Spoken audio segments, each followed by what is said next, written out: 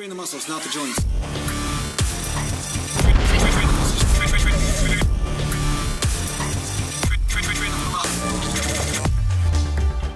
Mountain. Welcome back to Natural Glam Bodybuilding, and today I'm going to talk to you a bit about how to start training. Because a lot of people talk about training, they talk about, advanced techniques, they talk about how to get to the gym and do the perfect thing and eat properly, all this kind of stuff. But the simplicity of training is lost in this kerfuffle of techniques, right? So it can be quite confusing for a person that wants to start off. Now, the thing I want to say is that the most important thing about working out is sticking to something. And that's the most important thing, because if you're not motivated to do anything, you're definitely not going to be motivated to do everything, right? So how I started working out back in the day was when I was 14 years old.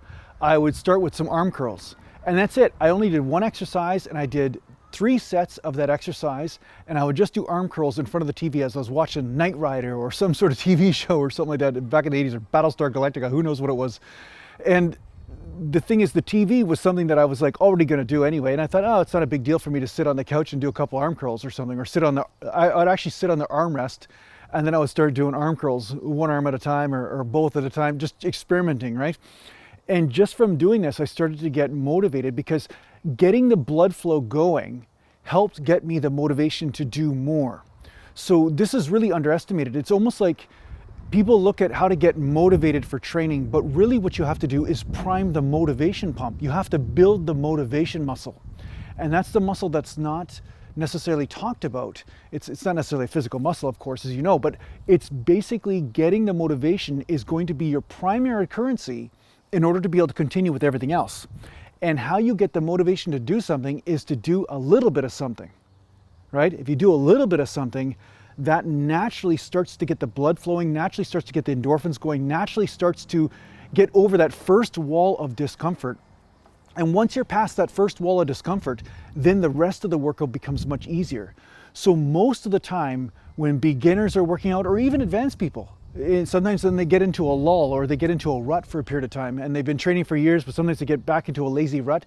It's that first wall of pain or suffering or resistance that they're trying to avoid. But once that wall comes down, everything else is easy, right?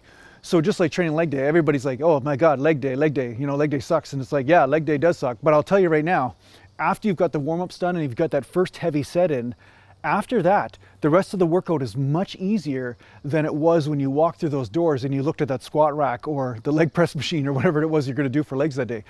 So don't overwhelm yourself with having to do everything. Just start with something, and that something will also produce results for you, but at the same time it will produce results in the muscle that's the most important, which is the motivation muscle. And the motivation muscle is applicable in anything in life. Doing just a little bit of something helps push past that first level of resistance, that first wall of resistance, or the first wall of overwhelm, let's say. As they say, the threat of an impending blow is worse than the blow itself. Well, it's the same thing when it comes down to training. Sometimes you've built it up in your mind of how much pain and how bad it's going to be, that it's actually far worse in your mind. So therefore you let your mind convince you, and then you miss the gym altogether.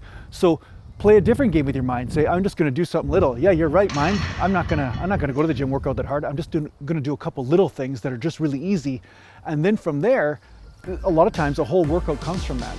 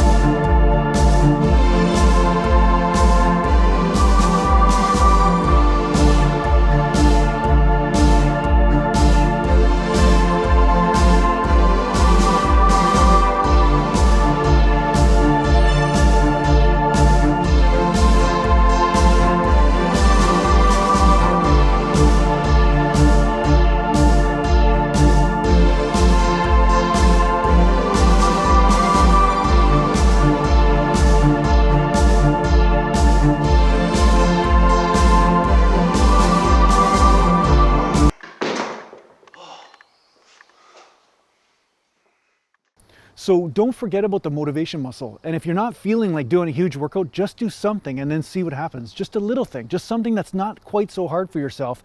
And you're gonna notice that you'll start to crave the exercise. You'll start to crave the movement of the muscles.